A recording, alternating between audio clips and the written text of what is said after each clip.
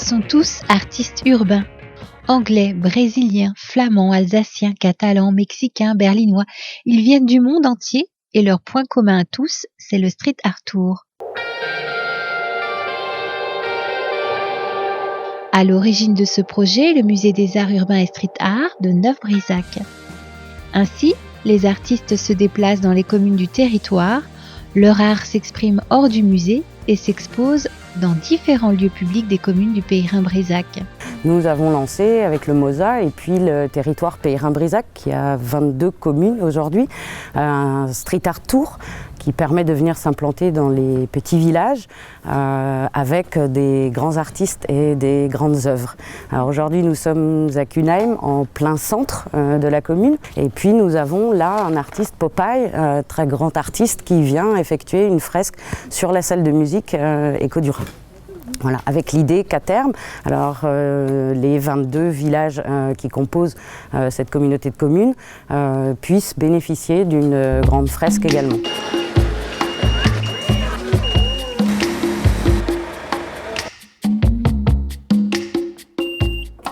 L'artiste Popeye, pionnier du mouvement graffiti en France, va dans le cadre de ce street art tour signer un grand format à Cunheim sur le mur d'une salle nommée Écho du Rhin. L'artiste, natif de Barcelone mais vivant en France, s'apprête à la manière d'un jeu de construction à réaliser de petits îlots de ville reliés entre elles par des routes. Tel un architecte, comme son père, il développe ces îlots très colorés qui sont rythmés tel un papier peint, mais des rivières ou des lacs vont ici et là prendre forme.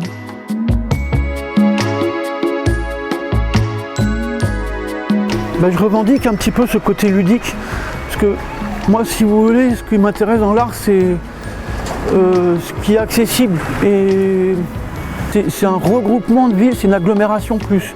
C'est-à-dire des villes, des villages, du moins, mais qui sont un petit peu évoqués plus que vraiment décrits. Et surtout, c'est le jeu de liens et de réseaux entre les villes, et ce qu'il y a entre les réseaux aussi, éventuellement les champs, la nature. Donc la confrontation de l'homme et de la nature. Ici, chacun observe le travail de l'artiste. C'est un lieu stratégique qui unit plusieurs générations. Il est à côté de l'établissement pour personnes âgées et dépendantes, la Roselière, et en face de l'école primaire. La municipalité est ravie de ces échanges. C'est vraiment l'idée, c'était ça, c'est la future place de rencontre intergénérationnelle. Ça a toujours un peu aussi ce lieu-là parce que l'EHPAD s'ouvre toujours vers le parking qui sert à transformer en petite zone de rencontre.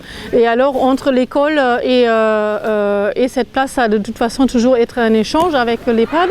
Mais c'était bien sûr, c'est la venue d'un artiste qui travaille dans l'espace urbain. C'est très bien pour montrer aux enfants que l'art, ça ne se passe pas seulement dans les musées, mais aussi dans les lieux publics. Alors, d'où l'idée de les faire participer et justement de créer des rencontres. Des rencontres qui se prolongent avec le service périscolaire de Cunheim. L'artiste est invité à déjeuner avec les enfants qui lui ont fait quelques petites attentions.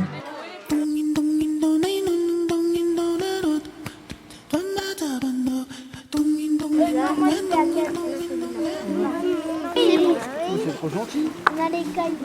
Vous faisiez des beaux dessins. De Minecraft. Ah mais ouais, j'ai oublié Toi, tu joues à Minecraft? Bah oui. Moi, j'ai bientôt un Ouais. Parce que mon fils jouait beaucoup, et comme mon père est architecte, moi je me suis dit je vais faire un truc entre les deux.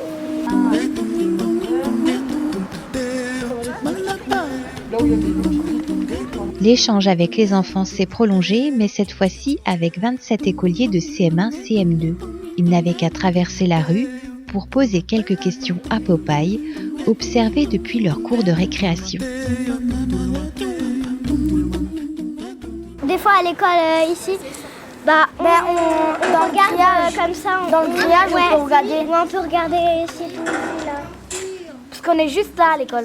En voyant qu'un chantier de street art était en train de se réaliser en face de l'école, Toutes les semaines, nous avons un moment où nous étudions une œuvre par semaine, le mercredi matin. Et donc c'était l'occasion de rencontrer un artiste pour de vrai, pour une fois, ce matin, voilà, avec la classe. Donc on a pu lui poser toutes les questions qui venaient à l'esprit des enfants. On a effectivement déjà étudié l'artiste, son nom, les œuvres qu'il a pu déjà réaliser. Et puis là, les questions, on va essayer de très succinctement donner les réponses pour qu'il reste une trace.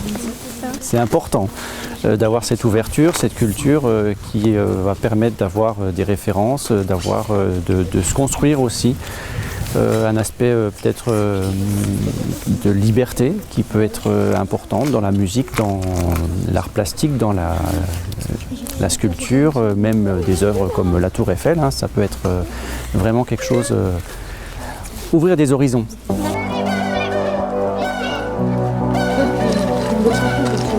Le blanc, c'est de la peinture à l'eau, et si c'est en couleur, c'est de la peinture à l'huile, c'est les bombes.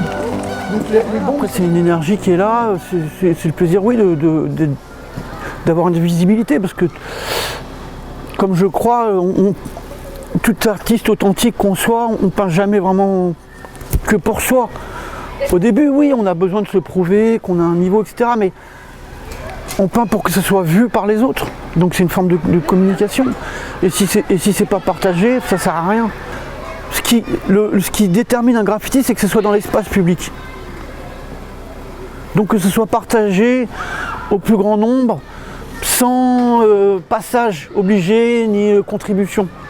Donc voilà, c'est ça, c'est l'intérêt au fait, c'est que ça soit partagé. Comme le disait Motu il y a déjà des années, l'intérêt d'un graffiti, c'est que deux personnes se rencontrent devant et se mettent à parler ensemble. Donc c'est de créer des rencontres et favoriser un lien social.